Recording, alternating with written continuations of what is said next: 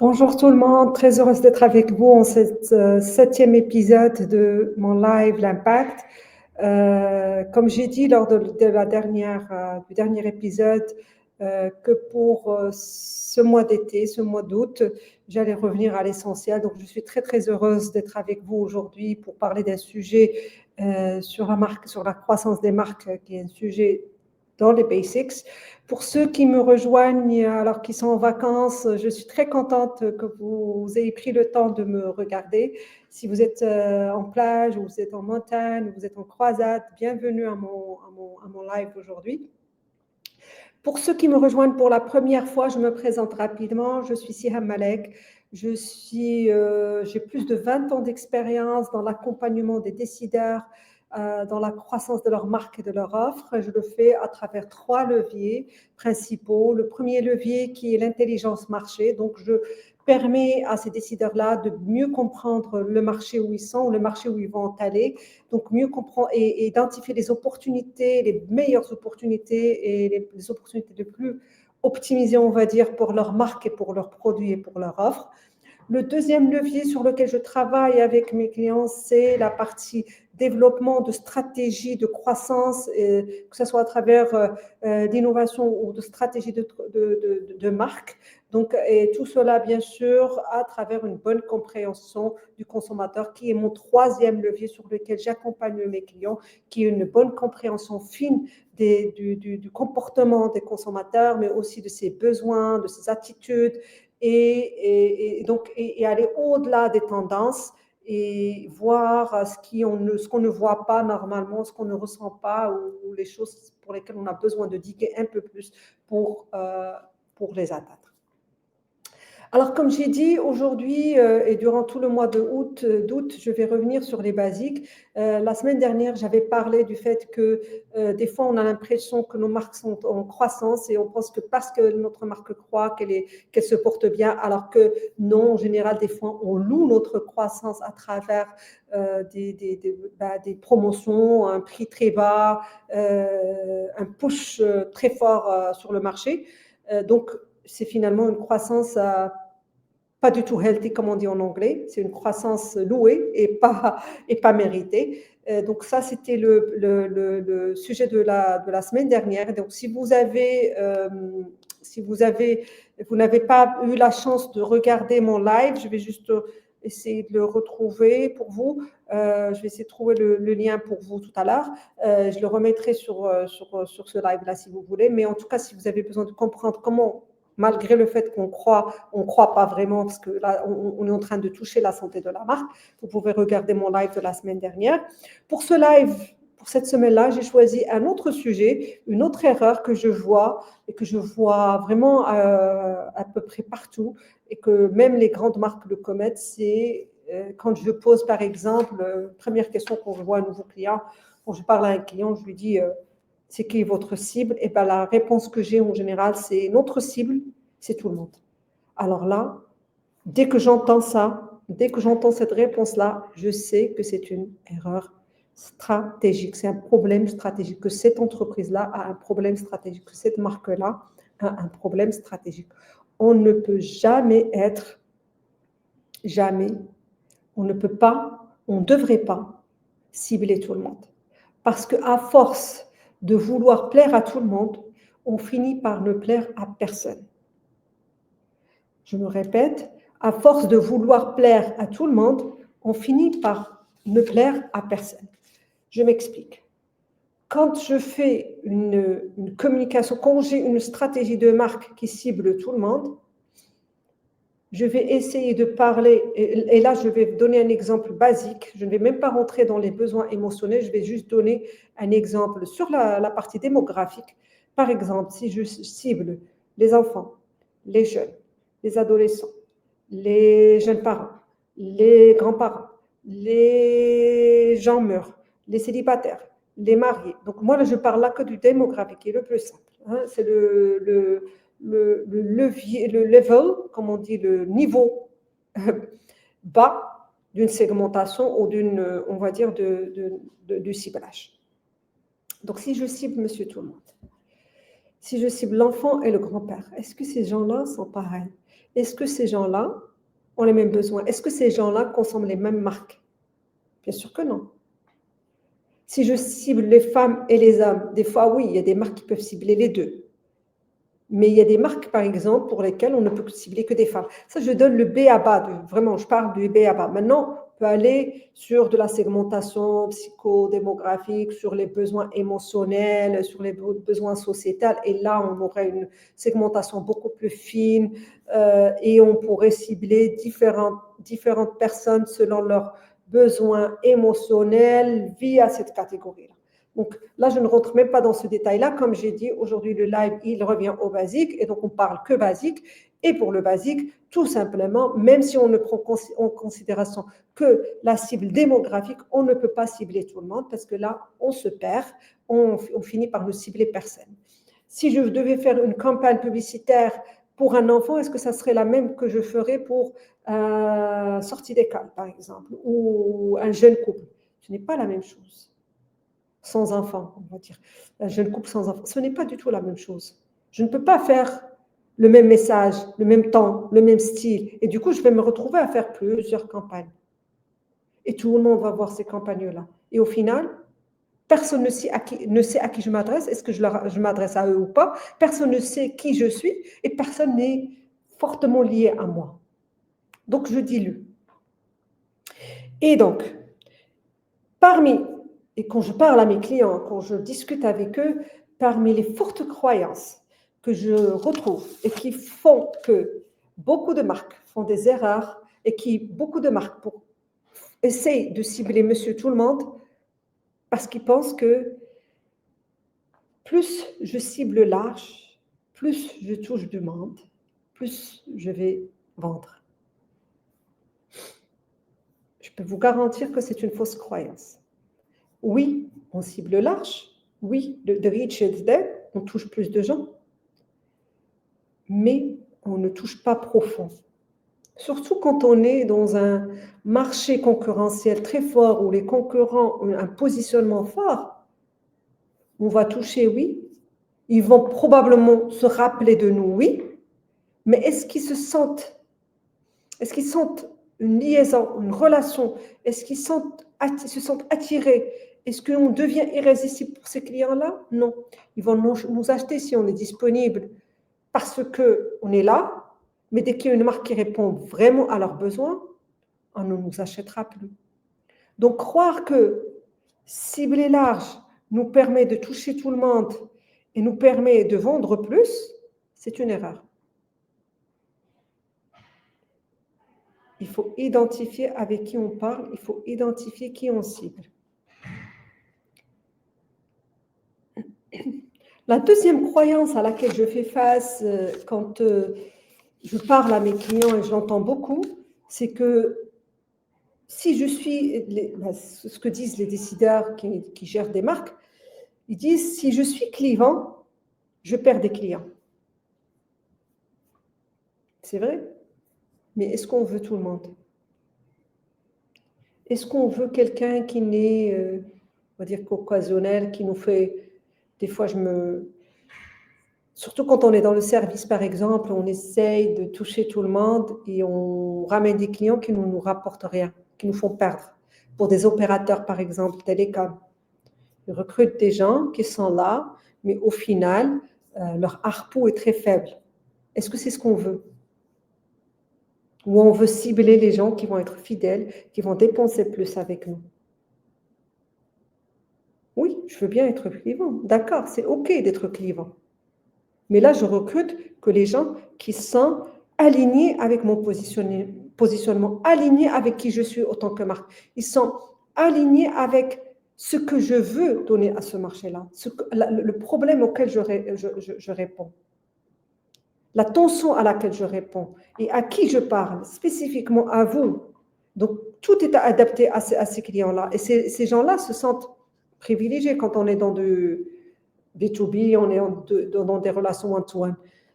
Ils se sentent aussi, même en masse, même en marché de masse, quand on parle à une cible spécifique, elles se sont concernées. Donc, ils sont plus fidèles. Ils vont dépenser plus avec nous. Donc, non, Il n'y a pas de mal à ce qu'on soit clivant. Soyons clivants et choisissons nos clients, des clients qui vont être rentables pour notre business et pour notre marque. Ne parlons pas à tout le monde.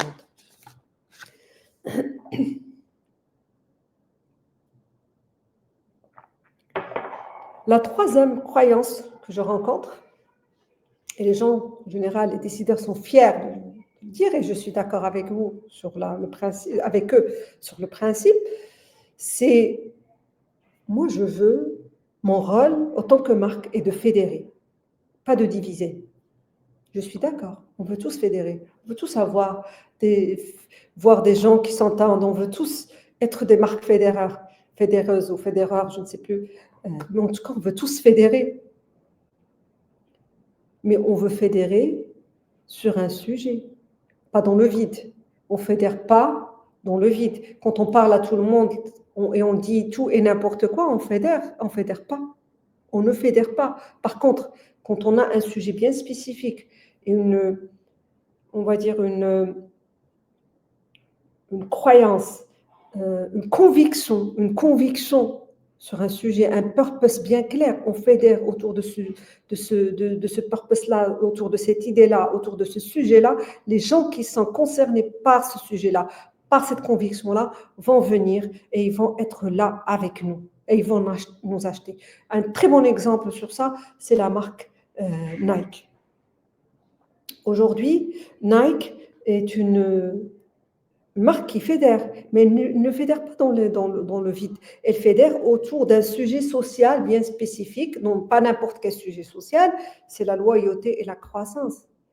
Nike est une marque pour les gens qui veulent croître. Nike est une marque pour les gens qui veulent arriver. Ce n'est pas pour n'importe qui.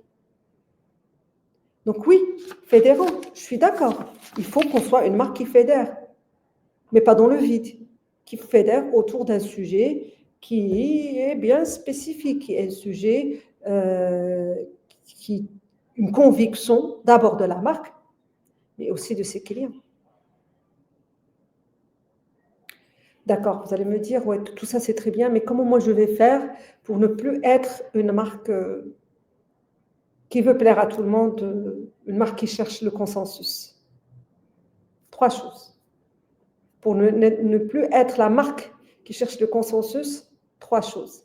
La première, et ça commence en introspection, en tant que votre marque, commence par qui vous êtes. Si c'est de développement personnel, si vous, en tant que personne, vous représentez votre entreprise, par exemple, et donc vous êtes la marque de l'entreprise. Si vous avez un produit, un service, quelle que soit la taille de votre marque, votre service, commencez d'abord par vous. Qui vous êtes, qui est l'ADN de la marque que vous avez. Donc, si c'est une personne, si c'est vous, quel est votre ADN? Comment vous êtes? À qui vous plaisez? Si vous êtes un produit, à quel besoin vous répondez? La personne qui a créé cette marque-là, même si vous êtes un brand manager et ce n'est pas votre marque, vous ne l'avez pas créée, mais au tout début, quand cette marque-là a été créée, elle a été créée pourquoi? Quel était le purpose de cette marque-là? Identifier l'ADN de la marque. Parce qu'on ne va pas s'éloigner de la marque, hein, si la marque existe. Maintenant, si la marque n'existe pas, bien sûr, on va aller chercher les white spaces, les besoins non, auxquels personne ne répond ou qui sont mal gérés, et on va placer notre marque dessus. Ça, c'est quand on développe une nouvelle marque. Mais en général, on a déjà des marques. Donc, si on est déjà une marque, commençons d'abord par notre ADN, qui on est. La deuxième chose, c'est assurer, donc je dirais, une fois on a compris qui on est, notre marque, on fait une étude sur le marché. On n'a pas besoin de recruter on va dire, une agence d'études de marché comme la mienne, par exemple. Mais si on est petit, on fait notre petite étude de marché à notre niveau. Si on est grand, bien sûr, je vous recommande fortement de faire l'étude avec des agences spécialisées. Donc, faites l'étude sur le marché, comprenez les besoins au-delà des besoins fonctionnels, les besoins émotionnels, sociétals, segmentés, mesurer la taille des différents segments. Et voyez un peu le segment où, si vous êtes déjà une marque qui existe, où est-ce que vous êtes placé par le consommateur, le client qui vous achète. Est-ce que vous êtes là où il faut, ou est-ce que si vous étiez une marque qui parlait à tout le monde, vous n'allez être nulle part. Donc, vous auriez quand même cette chance-là de choisir le segment que vous voulez. Et là, choisissez un segment qui répond aussi à votre ADN. Donc, le premier exercice qu'on a fait. Choisissez un segment qui est proche de votre ADN. Le plus proche, le mieux. Quand je dis votre ADN, ça peut être l'ADN de la personne, si c'est une marque personnelle, ou l'ADN de la marque qui existe déjà. Ça vient du fondateur, ça vient du pourquoi, quelle tension, etc. Donc, restez sur ça. Et la troisième chose, c'est de développer une stratégie de marque qui répondra à ce segment-là, aux besoins de ce segment-là, pas seulement en termes de fonctionnalité, pas seulement en termes, mais aussi le ton, le style, la culture de la marque, les références, tout doit être fait d'une manière à ce que, quand je vois cette marque-là, ou je vois qu'un petit signe de la marque, je sais que c'est vous.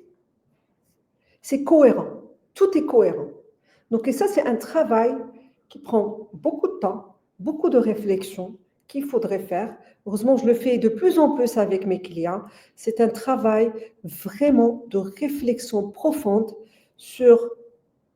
On commence d'abord avec l'ADN, on voit le segment où vous allez fitter, et à partir de là, on met en place une stratégie et un plan de marque clair sur quel style, quel ton, quelle couleur on va utiliser,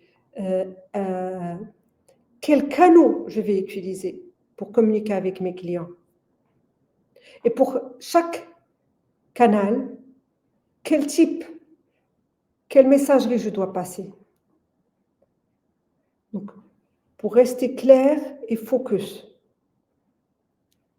il faut mettre en place un plan de développement, une stratégie, développer une stratégie de marque claire pour être sûr que à chaque fois je prends la parole, à chaque fois je suis face à mon client, que ce soit une personne, une marque, le packaging, tous les points de contact que mon client ou un client potentiel devrait avoir avec ma marque, que ce soit en tant que personne. Donc moi, quand je parle dans mon live, c'est ma marque. Je représente ma marque à moi. Si Hammalek, je suis une marque. Quand quelqu'un sort un produit, un packaging, c'est la marque. Le packaging doit représenter la marque. La communication doit être liée d'une manière ou d'une autre à ce packaging-là. Il doit nous rappeler ce packaging-là. Notre site, c'est pareil. Le site doit nous ressembler à nous, l'ADN de la marque. Il doit ressembler à ce positionnement qu'on veut donner à notre marque. Donc, et ça, c'est un travail qu'il faut faire avec des gens spécialisés. Nous, on le fait beaucoup. Dernièrement, on le fait pour des banques, on le fait pour des produits FMCG, on le fait pour des banques, des produits d'assurance, on le fait pour toutes catégories confondues. Et c'est à chaque fois, pour le client, le début d'une clarté juste incroyable au niveau de comment gérer la marque dans le futur. Donc, quand on a ça, quand on fait cette stratégie de marque, on développe un brand book.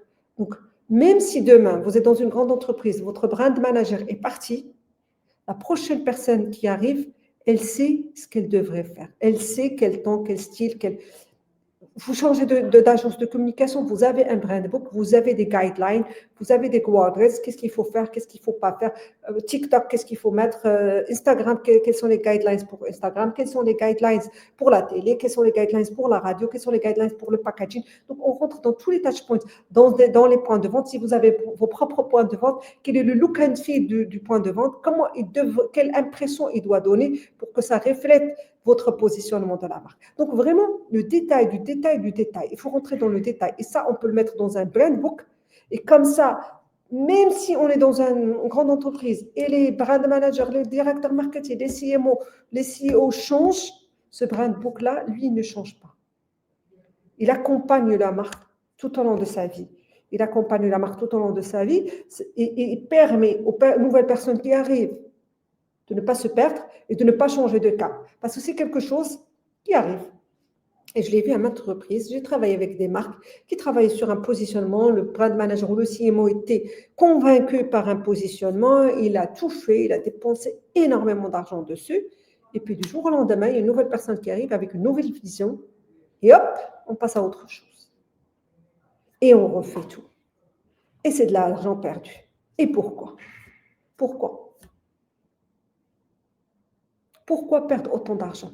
Alors qu'un exercice de développement de stratégie de marque simple pourrait nous permettre d'économiser énormément d'argent, énormément d'efforts, de time, de perte de temps.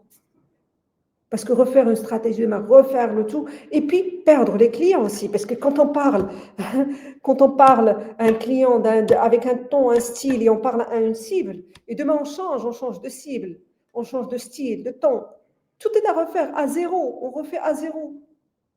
On change des fois même avec la même personne, le même CMO, le même brand manager, juste le fait de changer d'agence, on change tout. Parce qu'on n'a pas de stratégie claire, parce qu'on n'a pas un plan clair, on n'a pas un brand book. Voilà, je pense que j'ai dévié un peu du basique qui était consensus, mais ça fait partie. C'est que des fois, on n'est même pas clair sur quel positionnement on veut faire, et puis on n'a pas de standard, process. Donc, une stratégie marque, c'est un process. C'est comme si on le fait un process de travail. C'est la même chose pour la marque. Quand on développe une marque, c'est un développement, donc c'est un process. Il faut mettre, qu'est-ce qu'il faut y avoir? Tous les touch points. Quand je suis dans la télé, c'est comme ça. Quand je suis dans le retail, c'est comme ça. Si je suis une marque de voiture, quand les gens arrivent dans mon showroom, voilà le sentiment qu'ils doivent avoir, voilà l'ambiance qu'il doit y avoir, voilà l'odeur qu'ils doivent ressentir. Tout ça doit être détaillé dans un book. Comme le manuel des process pour une usine, c'est pareil. Une marque, c'est encore plus importante qu'une usine.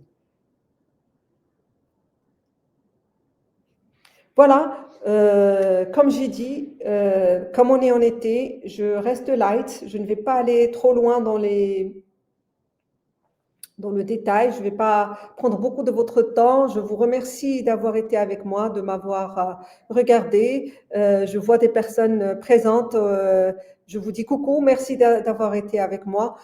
Encore une fois, je reviens sur le sujet d'aujourd'hui. S'il vous plaît, n'essayez pas de plaire à tout le monde.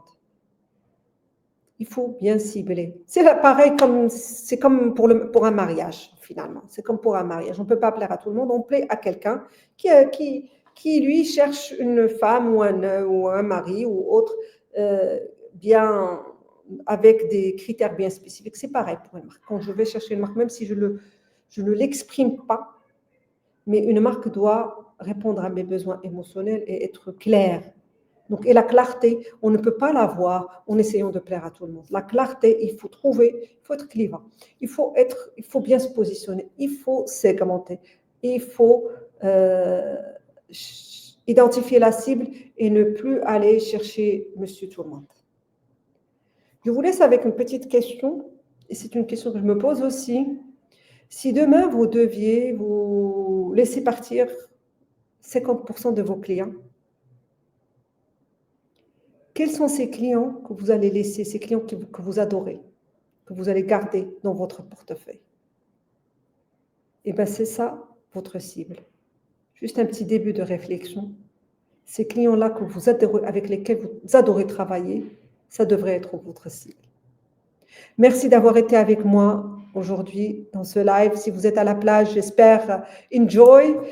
Si vous êtes comme moi, toujours au bureau, c'est un moment pour profiter, pour faire des choses qu'on n'a pas. On se dit qu'on n'a pas le temps de faire quand on est en pleine saison. Donc, profitez pour faire du réseautage, profitez pour créer votre contenu, profitez pour réfléchir stratégiquement, profitez pour faire des introspections, profitez pour faire des bilans. Moi, c'est ce que je fais en tout cas. Et donc, comme je vous dis, je vous donne rendez-vous la semaine prochaine pour un autre sujet, de revenir aux basiques dans notre série L'Impact. Merci d'avoir été avec moi et à très bientôt.